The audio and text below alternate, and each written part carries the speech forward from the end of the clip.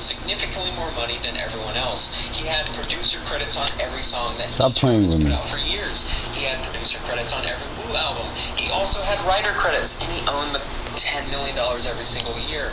RZA wanted what was best for each artist and allowed it.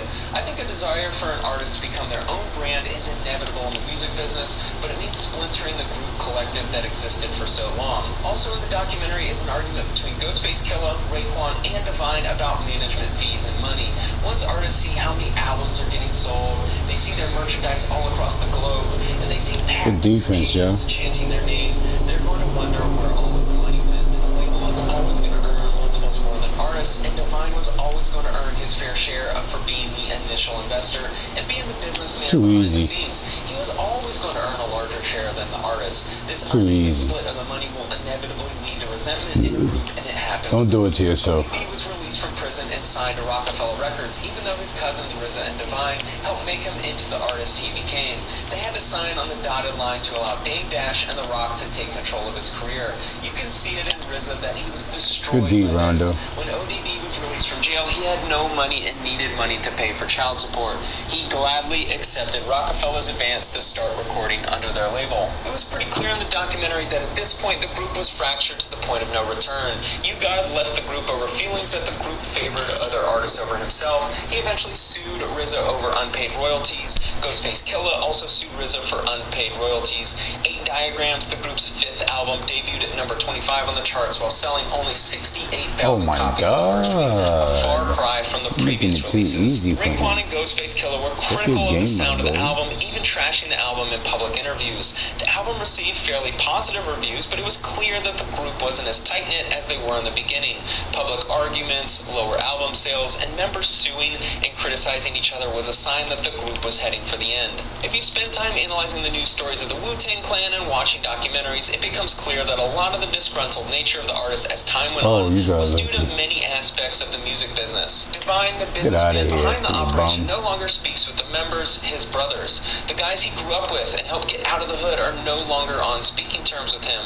RZA told his brother Divine to leave the group after there was a disagreement about him taking his management cut. RZA deserves a lot of credit for managing the crew the way he was able to. He produced entire albums, one after the other, to ensure the collective shared a similar sound for years. I think there will always be some resentment within the group towards RZA because he was always going to earn significantly more money than everyone else. He had producer credits on every song that each artist put out for years. He had producer credits on every Wu album. He also had writer credits, and he owned the company. He was the label. The major takeaway from the documentary that I had was that Divine was on a boat in Marina del Rey, California, talking about buying real estate in New York when the Wu-Tang Clan was receiving checks, and now those properties have gone up in value.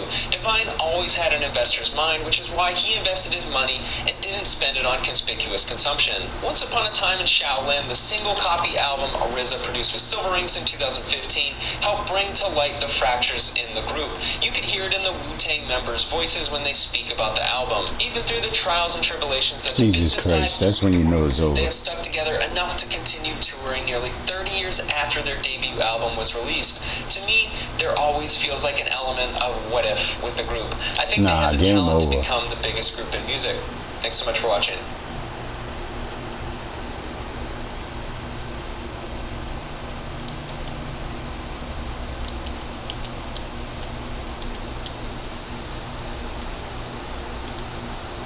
How you miss that? Give me that. Give me that. Get that. Oh, good dunk. Good dunk.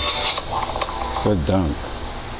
Things have value when they are rare. A diamond will always be a diamond because it's a rare mineral. Once upon a time in Shaolin, it's a marker for our times. It's a rare item.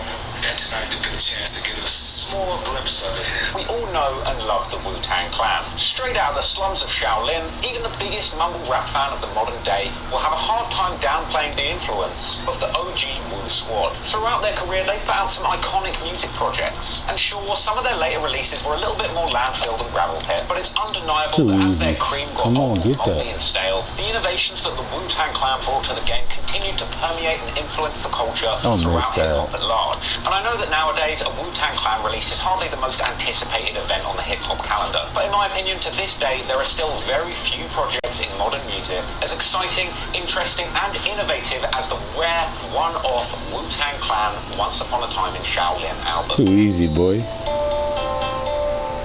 I know what you're thinking. God damn, you know the Wu-Tang fell off when they drop an album and only sell one freaking copy. But Once Upon a Time in Shaolin is unlike any other album ever sold.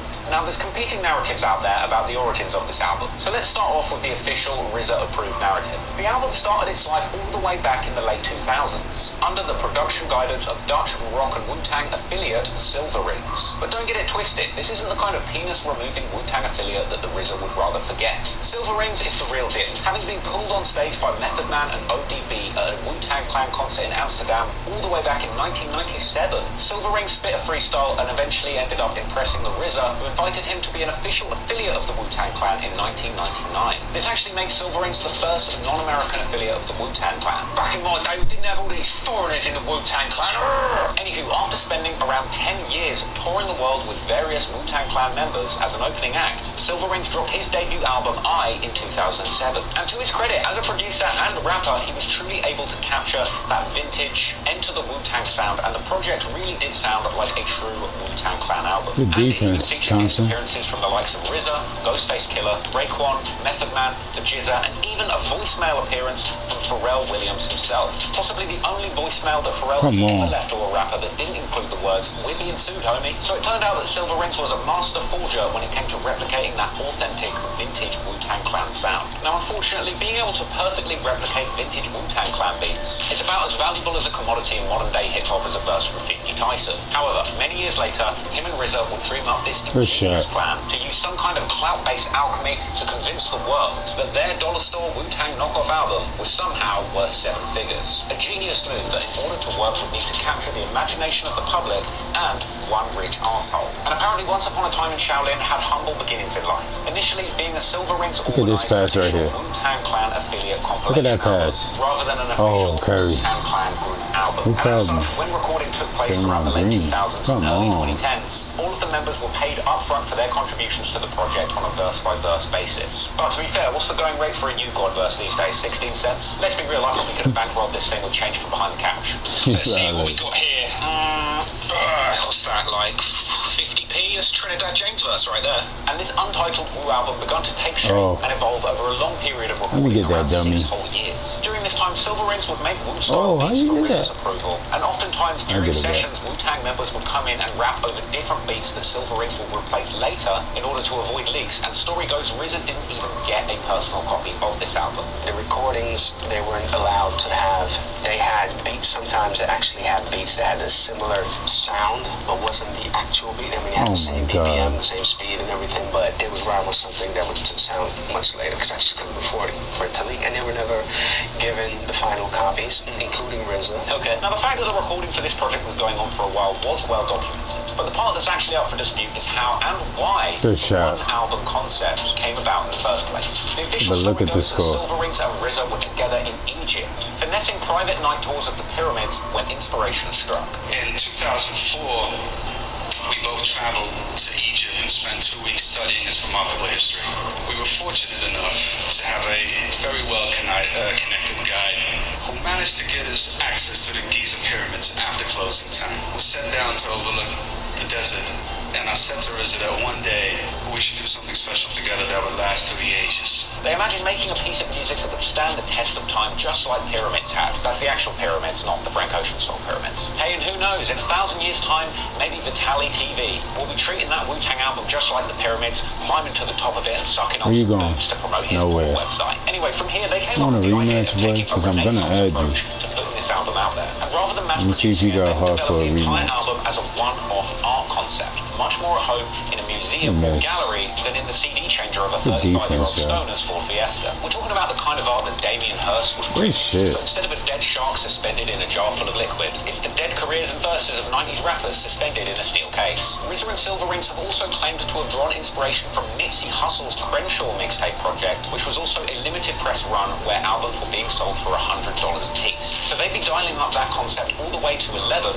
literally only producing one copy of that entire project project and making that a very valuable commodity. But just in case I haven't quite made it clear enough, here's a supply curve for all of my A-level economics gang. Just a heads up, this video is probably going to be quite business heavy, so get those notebooks at the ready, people. Now, in order to preserve the value of this work as a one-off piece of art, the sale of it would have to come with some unique conditions. First off, the sale of the album had a stipulation that whoever bought it couldn't commercially re-release it for a period of 88 years. Oh, well, I guess it turns out that Wu-Tang's actually for the great-great-great-grandchildren. Now, this doesn't necessarily mean that the album could never be played, toured, or heard by the public for 88 years. The real purpose of this clause was actually just to present the commercial release of the album and preventing a record label from just buying it and releasing it within a few months of its sale. If we would allow retail and commercialization and reproduction, this thing would have lived on as a work of art for 10 months and then become a standard CD. Talking to some art specialists, they said, well, if you want to sell this as an art piece, you actually know you can't transfer the copyright. It's like a painting.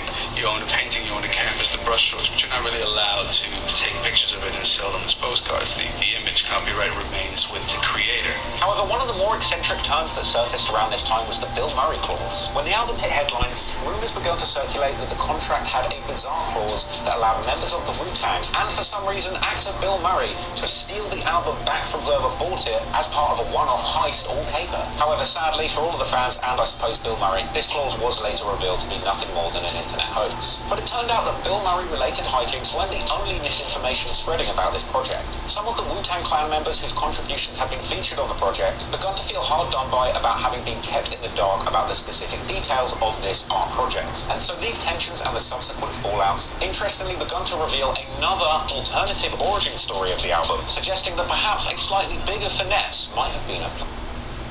Download the Domino's app today and become a piece of the Pi Rewards member to earn points toward free pizza. Play.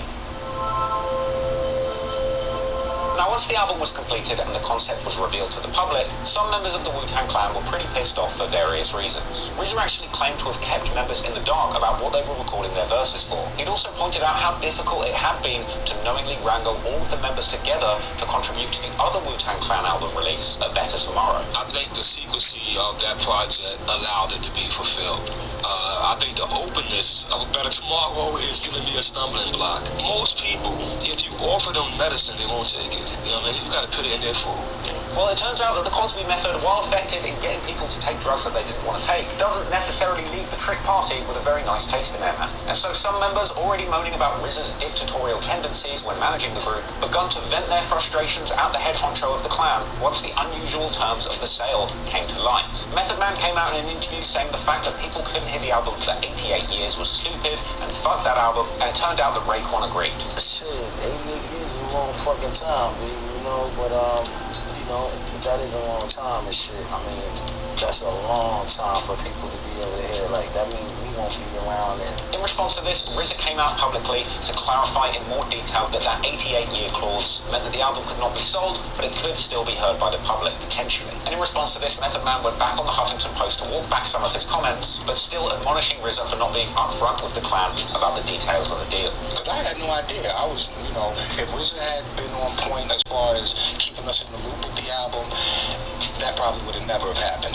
Those answers would have never came out that way if I had a clear conversation with RZA on what was going on. Fellow member U-God later sounded off about the fact that he hadn't been paid for his contribution to the album, suggesting that he was going through a forensic auditing process to find out if and what he was owed for his contribution. I'm not in a lawsuit. I'm more or less, right now, I'm in a forensic audit.